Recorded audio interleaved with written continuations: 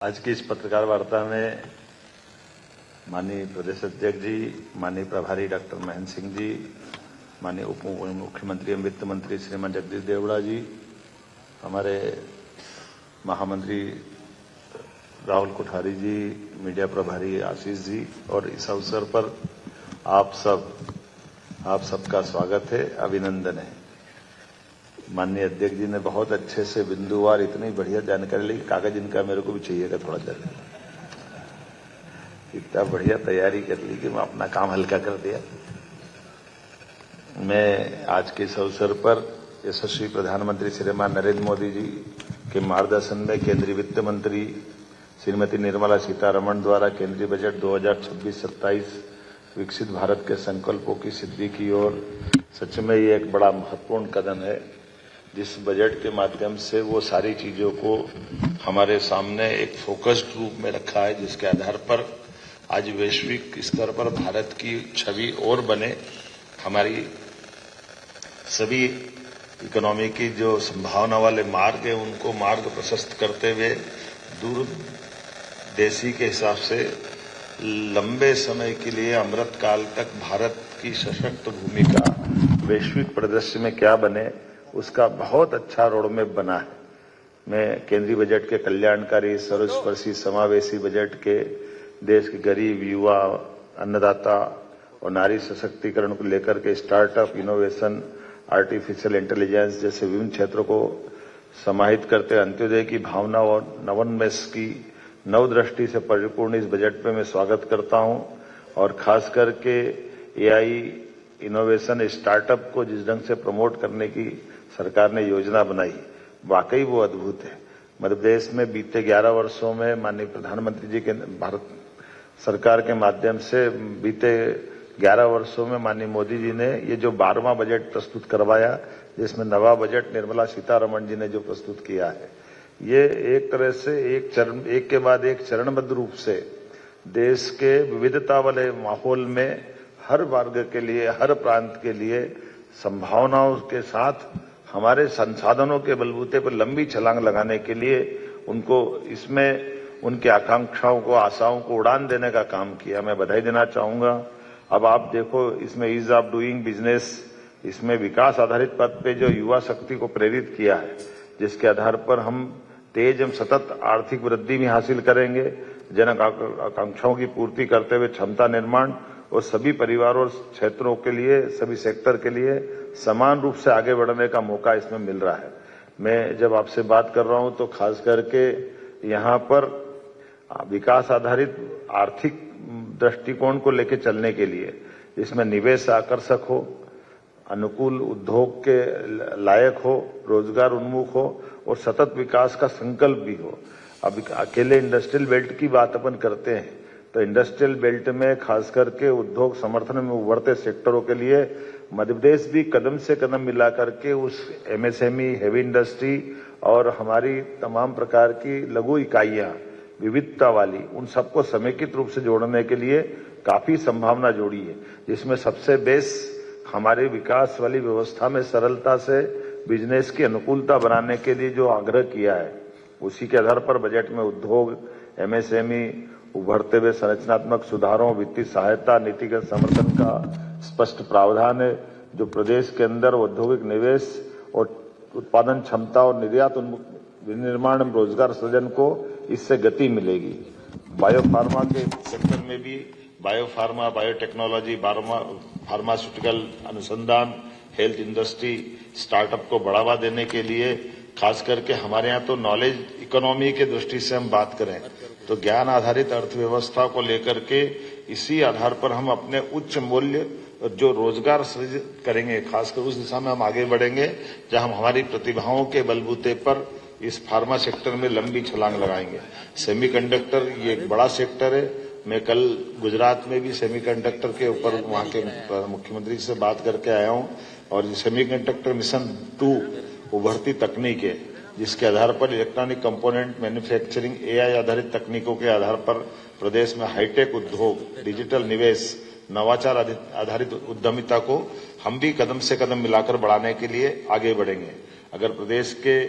पारंपरिक औद्योगिक क्षेत्र के लिए भी ये निश्चित रूप से हमारे लिए ये जो अभी तक हमारे इंडस्ट्री जो चल रही है जो परंपरागत आधारित है उनको भी उनके लिए रिनोवेशन के आधार है। आप कभी कल्पना करना, पहले की कॉटन इंडस्ट्रियां इसलिए डूब गई कि उनको रिनोवेशन करने का मौका नहीं मिला था। अगर नई टेक्नोलॉजी के साथ कदम से कदम मिला के चलना है तो नए उद्योग लगाना अच्छी बात है, लेकिन जो चालू उद्योग है उन उद्योगों को संवर्धन करना ये भी एक बड़ा विषय रहता है। इसमें इस चीज के लिए गुंजाइश दी जिससे अर्थव्यवस्था, रोजगार और औद्योगिक पुनर्जीवन को नई गति प्रदान होगी। 200 लेगेसी इंडस्ट्रियल क्लस्टर के पुनर्जीवन, ये जो खासकर जो मैंने बात कही है, इसमें अधोसंरचना में सुधार, निवेश पुनर्स्थापन, उत्पादन विस्तार और स्थानीय रोजगार को नई ऊर्जा मिलेगी। इसी आधार पर औद्योगिक भूमि, लॉजिस्टिक एवं सप्लाई चेन को भी हम अधिक कुशल बनाने वाले हैं। एमएसएमई में भी इसी तरह से एमएसएमई के लिए जो हमारी मध्यम श्रेणी की उद्यमिता है, इसमें स्वरोजगार और औद्योगिक विस्तार को मजबूती प्रदान करेगी। इसकी 3 रणनीति है और तीनों तरह से हमारे लिए बहुत काम आएगी। मैं मान के चलता हूं इससे वित्तीय स्थिरता, तरलता, समर्थन और संस्थागत सहयोग किसी भी इंडस्ट्री के इसी प्रकार से हम आगे बढ़ा सकते हैं जिसमें अधिक प्रतिस्पर्धी, आत्मनिर्भर और विस्तार उन्मुख ये एक गति देने के लिए सरलता हो जाती है कि हम अपने काम को समेकित रूप से कैसे करें। सेवा क्षेत्र और वैश्विक नेतृत्व, आज के समय में हमारे पास तो आईटी, पर्यटन, स्वास्थ्य, शिक्षा, इनके प्रमुख केंद्रों को विकास करने के लिए ये बजट में इस बात की भी गुंजाइश दी है और ये हमारा बड़ी संभावना वाला क्षेत्र है। 2047 की दृष्टि से वैश्विक सेवा क्षेत्र में नेतृत्व दिलाने के लिए सेवा क्षेत्र को जो प्रमुखता दी गई है, जिसमें IT, health, education, tourism, professional services के केंद्र के रूप में विकसित करने का मौका दिया है। महिलाओं के लिए हमारी सरकार लगातार काम कर रही है और ऐसे में माननीय प्रधानमंत्री जी ने भी नारी सशक्तिकरण के लिए बजट में पर्याप्त गुंजाइश दी है, जिसके आधार पर बहनों को सुविधा, सुरक्षा और कौशल विकास को प्राथमिकता देने के लिए पर्याप्त वीजीएफ और पूंजीगत सहायता से प्रत्येक जिले के अंदर एक छात्रावास खोलने के लिए 10,000 करोड़ की जो राशि रखी है, ये पहली बार हो रहा है हमारे लिए। तो हम अभी 4 हॉस्टल हमारे अपने राज्य में खोलने वाले थे, लेकिन इस आधार पर हम अपने यहाँ लगभग हर जिले के अंदर हमारे प्रस्ताव भी जाएंगे, क्योंकि जब हम छोटे छोटे स्थान पर औद्योगिकरण के लिए इस तरह आगे बढ़ रहे तो बहनों को कठिनाई होती है अपने घर से आने जाने में। ऐसे में प्रोफेशनल काम करने वाली बहनों के लिए छात्रावास ये बड़ी अपनी भूमिका अदा करेंगे। महिलाओं को रोजगार के अवसर बढ़ाने के लिए 1.5 लाख सेवा प्रदाताओं के लिए 1 लाख संबद्ध पेशेवर को प्रशिक्षित करने का जो लक्ष्य रखा है, यही तो सबका साथ सबका विकास है। महिला उद्यमिता को बढ़ावा देने के लिए ग्रामीण महिला नेतृत्व के लिए विशेष उद्यमिता के लिए, जिसमें लखपति दीदी आधारित सामुदायिक स्व सहायता समूह और इसके लिए सब प्रकार के प्रबंधन माननीय प्रधानमंत्री, राष्ट्रपति, वित्त मंत्री ने अपने प्रधानमंत्री जी के मार्गदर्शन में किए हैं। अब अपने लिए मैं मेट्रोपॉलिटन सिटी की तरफ अगर देखता हूं तो ये जो हमने पहले से प्लान किया है और उसी प्लान को बड़ा विस्तारित रूप में माननीय प्रधानमंत्री ने नए बजट में प्रमोट किया है। कई बार तो लगता है कि हमारा 2 साल का बजट राज्य सरकार का केंद्र सरकार के साथ उस एक आवरण के अंदर की आत्मा से तालमेल कराते हुए चल रहा है। हर क्षेत्र में जहां जहां हमने काम करना प्रारंभ किया है, हर जगह प्रमोट करने के लिए दिखती है। ऐसे में यह नीति प्रदेश की शहरी विकास के लिए भी लाभकारी होगी, क्योंकि हमारे अपने जब 2 मेट्रोपॉलिटन सिटी में हम लगभग 6 जिले लेकर आ रहे हैं, तो टियर 2 और टियर 3 इन सिटी के लिए भी जो पर्याप्त धनराशि दी गई है, इसी से विकास होगा और इसी से हम आगे बढ़ेंगे। ऐसे में शहरी क्षेत्रों में नियोजित आर्थिक विकास के लिए औद्योगिक, व्यावसायिक क्लस्टरिंग, आधुनिक अधोसंरचना का निर्माण होगा और मध्य प्रदेश में प्रमुख शहर संगठित और आर्थिक रूप से समृद्ध होंगे। अवसंरचना निवेश मॉडल मध्य प्रदेश के लिए अत्यंत लाभकारी होगा, जिसमें कनेक्टिविटी, लॉजिस्टिक और व्यापारिक सुगमता के लिए मजबूती देगा। और जैसे मैंने बताया टियर 2, टियर 3 के लिए वित्तीय क्षेत्र में भी सुधार के लिए इसी प्रकार के हमारे सभी प्रकार के निवेशकों के विश्वास को कायम रखेंगे। पूंजी प्रवाह और वित्तीय स्थिरता को भी मजबूत करेंगे, जिसमें बैंकिंग सुधार, फेमा के नियमों की समीक्षा, कारपोरेट म्यूनिसिपल बांड बाजार को मजबूत करना और वित्तीय संस्थाओं को पुनर्गठन के लिए ये मध्य प्रदेश की हमारी सुदृढ़ वित्तीय व्यवस्था में निवेशकों का विश्वास जीतने का काम करेंगे। सामाजिक समावेशन भी इसमें किया है, मुझे इस बात की प्रसन्नता है कि हम अपने बजट के आधार पर अत्यंत लाभकारी भावना से, खासकर सामाजिक समावेशन आधारित आर्थिक विकास योजना का जो प्लान किया है, ये मानव पूंजी के निर्माण में बड़ी महती भूमिका अदा करेगा। इसमें दिव्यांग कौशल भी है। सभी जिलों में गर्ल्स हॉस्टल, शिक्षा कौशल आधारित पहलों के आधार पर हमारी सामाजिक उत्तरदायित्व की भावना बहुत मजबूत होगी और मानव पूंजी का सुदृढ़ निर्माण होगा। हरित अर्थव्यवस्था, सतत विकास, ये खास करके अब ग्रीन एनर्जी का जमाना है और हमारे लिए इस भाव में एग्रीकल्चर को भूलना नहीं है। इसलिए हमने अपने भविष्य उन्मुख अर्थव्यवस्था के लिए इसमें सतत हरित और भविष्य उन्मुखी अर्थव्यवस्था के लिए कार्बन कैप्चर, हरित पहल, पर्यावरणीय निवेश में मध्य प्रदेश को ग्रीन इंडस्ट्री, सतत औद्योगिकरण और दीर्घकालिक पर्यावरणीय संतुलन निश्चित करने का हमने इसमें बड़ी संभावना देखी है, जो भविष्य की ठोस अर्थव्यवस्था बनाने के लिए अपनी महती भूमिका अदा करेगा। और वास्तव में ये केंद्रीय बजट केवल दस्तावेजीकरण नहीं है, इसमें वो सब जोड़ा है जिसके आधार पर भविष्य की संभावनाओं को लेकर चलने की बातें हैं। अब अगर अपने यहाँ कैंसर की दवाइयां सस्ती हो रही है और कैंसर की चुनौती सबके सामने है, ऐसे में हम मेडिकल कॉलेज भी जब ज्यादा खोलते जा रहे हैं, मेडिकल कॉलेज, हेल्थ सेक्टर में हम पर्याप्त ध्यान दे रहे हैं, तो ये हमारे लिए भविष्य की चुनौतियों से निपटने में भी बड़ी भूमिका अदा करेगा। राजकोषीय घाटे की दृष्टि से जो भारत सरकार ने प्रयास किया है, ये वाकई में जब जीडीपी बढ़ाते हैं तो इससे हमारे लिए अपने जो दूसरे खर्चे हैं, बाकी चीजें कंट्रोल करने के लिए, और एक सरल भाषा में अगर कहूं तो हमारे द्वारा माननीय प्रधानमंत्री ने जो नया कॉन्सेप्ट दिया है कि जो वित्त के जानकार हैं उस वित्त के आयोग की सिफारिशों को बगैर लाग लपेट के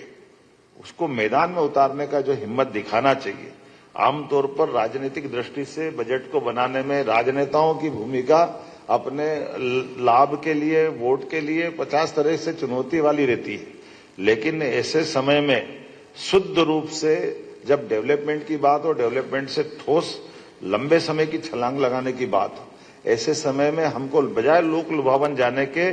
हमारे राज्य के साथ देश को दीर्घगामी दृष्टि से आर्थिक रूप से सुदृढ़ करने के लिए हमारे जो भारत सरकार के माध्यम से वित्त आयोग की जो सिफारिशों को मांगने का और लागू करने का साहस दिखाया है, ये बड़ी बात है। अदरवाइज ये शिकायत रहती थी कि राज्य बड़े हैं तो बड़े राज्य में उनकी अपनी गरीबी के आधार पर, उनकी कमजोरियों के आधार पर बड़े आवंटन पे वो अपना क्लेम करते हैं, और ऐसे में जो बड़े राज्य के बजाय जो राज्य अपने संसाधनों का बेहतर उपयोग करके जीडीपी में बड़ी भूमिका अदा करते हैं, वो बड़ी भूमिका अदा करने के बाद भी उनको टैक्स में कटौती हो जाती है, उनको वित्तीय मदद की बजाय उनको ये कष्ट उठाना पड़ता है कि भाई हम तो कमजोर को दे रहे हैं। तो ये वित्तीय दृष्टि से,